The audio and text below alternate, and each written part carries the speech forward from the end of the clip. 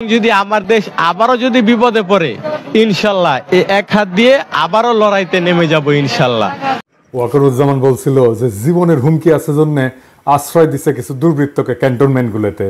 আজ আইএসপিআর থেকে জানানো হয়েছে যে জীবন বিপন্ন 24 জন রাজনৈতিক ব্যক্তিত্ব, 5 জন বিচারক, 19 জন অসামরিক প্রশাসনের কর্মকর্তা, 28 জন পুলিশ অফিসার, 487 জন পুলিশের বিভিন্ন পর্যায়ের সদস্য, বিভিন্ন পাবলিক বিশ্ববিদ্যালয়ের কর্মকর্তা সহ বিবিধ 12 জন এবং 51 জন পরিবার পরিজন সহ মানে স্ত্রী এবং শিশু সহ মোট 626 জনকে বিভিন্ন সেনানিবাসে আশ্রয় প্রদান করা হয়।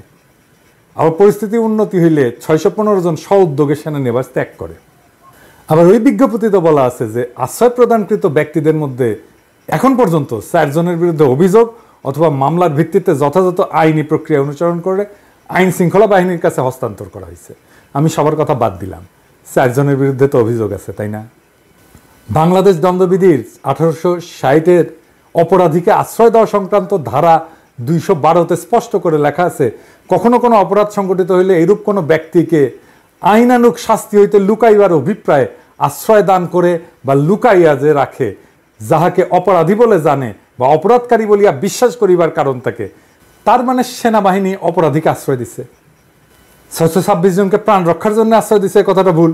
যে 4 জন অপরাধীকে লুকায় রাখছিল তাদের তো আইনানুগ শাস্তি থেকে বাঁচানোর জন্য লুকায় রাখছিল সংজ্ঞা অনুসারে। এটা পরিষ্কার ফৌজদারি অপরাধ। সেনাবাহিনীকে পুরা তালিকা দিতে হবে কে কে আশ্রয় নিছিল। এই যে সেনাবাহিনী আশ্রয় দিছে, এটা কি পাবলিক মানিতে আশ্রয় দিছে? তো জনগণের টাকায় আশ্রয় দিছে, তো নিজের ওয়াকারের পকেটের টাকায় তো আশ্রয় দেয়নি, তাই না? কোন অথরিটিতে তারা ঠিক করলো যে তাদের জীবনের আশঙ্কা আছে? এটা কি প্রাতিষ্ঠানিক সিদ্ধান্ত ছিল নাকি কোনো ব্যক্তির সিদ্ধান্ত ছিল? আশ্রয় দেওয়ার পরে কেন যাইতে দিল সরকারের সাথে কথা না বলে, ক্রস চেক না করে? এটা যাতে দেওয়া যায়। আচ্ছা, এইবার একটা জরুরি প্রশ্ন, প্রতিরক্ষা মন্ত্রণালয় কার অধীনে? প্রফেসর ইউনূসের অধীনে। তো স্যার, আপনি কি জানতেন যে এই লোকগুলোকে আশ্রয় দেওয়া হয়েছে, আবার সাইডাও দেওয়া হয়েছে? যদি জানেন তাহলে আপনি অপরাধমূলক কাজে সাই দিলেন কিভাবে? এই দায় তো সেনাবাহিনীর না, এই দায় তো আপনার একার নিজের। আর যদি জানা না থাকেন তাহলে আপনাকে না জানায় সিদ্ধান্ত নেয় কিভাবে সেনাবাহিনী? তার মানে রাষ্ট্রের একটা শক্তিশালী ইনস্টিটিউটের উপরে আপনার কোনো নিয়ন্ত্রণ নাই। ক্ষমতা বুঝেন স্যার, ক্ষমতা? হ্যাঁ, ক্ষমতা কারে কয়? দেখেন, আপনার পাওয়ারফুল উপদেষ্টা আসিফ নজরুলের ঘরে শোভা পাচ্ছে শেখ মুজিবের ছবি। হ্যাঁ, যে শেখ মুজিবের স্ট্যাচু ভাঙা হইলো সারা বাংলাদেশ জুড়ে, এমনকি ক্যান্টনমেন্টের মধ্যেও ভাঙা হইলো, তাই না? সেনারাই ভাঙছে, শেখ মুজিবের ছবি নামায় ফেলছে সেনারাই, সৈনিকেরাই। আসিফ নজরুল বলতে পারে যে সংবিধান অনুসারে সে জাতির পিতা, তাহলে মুজিবের মূর্তি যারা ভাঙছে তারা সব অপরাধী সংবিধান অনুসারে। আপনি নিজে অবৈধ, কারণ তত্ত্বাবধায়ক সরকার বলে কিছু সংবিধানে নাই। আরো শুনবেন, হাসিনাটা আইন বানায় গেছে 2009-এ, আইনটার নাম হচ্ছে জাতির পিতার পরিবার সদস্যদের নিরাপত্তা আইন 2009। তো এই আইনে বলা আছে যে জাতির পিতার পরিবারের সদস্য মানে শেখ মুজিবের, মানে ওই যে সোহরাওয়ার্দীর বডিগার্ডের জীবিত 2 কন্যা শেখ হাসিনা, শেখ রেহানা এবং তাদের সন্তানাদিদের বোঝাবে। এবং 3 নম্বর ধারায় বলা আছে, এই আইনকে প্রাধান্য দিয়ে বলা আছে আপাতত জারি আছে এমন অন্য আইন যাই থাকুক না কেন, এই আইন কার্যকর হবে। এবং এই আইন অনুসারে ভিআইপির জন্য যেরকম নিরাপত্তা ব্যবস্থা আছে সেরকম নিরাপত্তা সরকার জাতির পিতার পরিবার সদস্যদেরকে আজীবন সর্বস্থানে প্রদান করবে। এবং এটার একটা উপধারা আছে 1, এখানে উল্লেখিত নিরাপত্তা প্রদানের ক্ষেত্রে সরকার পরিবার সদস্যদের মতামতকে প্রাধান্য দেবে এবং এই পরিবারের নিরাপত্তা বিধান শর্তে তাদের দ্বারা নির্ধারিত শর্তে উক্ত পরিবার সদস্যগণের প্রত্যেকের জন্য নিরাপদ এবং সুরক্ষিত আবাসনের ব্যবস্থা গ্রহণ করবে এবং সেসব বিবেচনায় প্রয়োজনীয় অন্যান্য সুবিধাবলীও তাদেরকে প্রদান করবে। তার মানে আপনি যে সংবিধান মেনে হাসিনাকে সুরক্ষা দিতে বাধ্য, জয় আসলেও সুরক্ষা দিতে বাধ্য। এই জন্যই জয় বলে যে সে দেশে আসবে, হাসিনা বলে সে দেশে আসবে।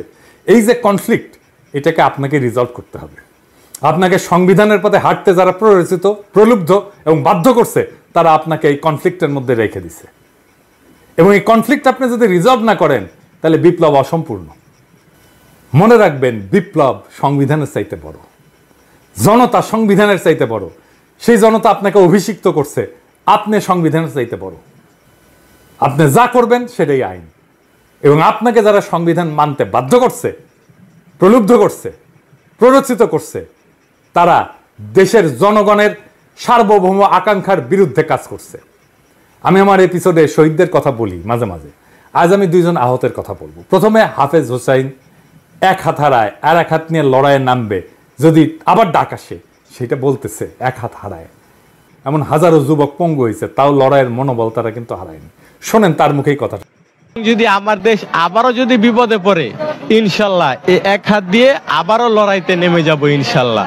আমার দেশের জনগণ এবং আমার দেশের আমি নিজে ভালোবাসি, আমার দেশের আমি ভালোবাসি এবং আমার দেশের যে মানুষ, আমি দেশের মানুষরেও অনেক ভালোবাসি। যদি ইনশাল্লাহ আবার ডাক আসে, ইনশাল্লাহ এক হাত দিয়ে আবার লড়াই করতে যাব। আমি মাওলানায় পড়ি, হাফেজি শেষ করে মাওলানায় পড়ি। আমি হাফেজি শেষ করে মাওলানায় পড়াশোনা করি।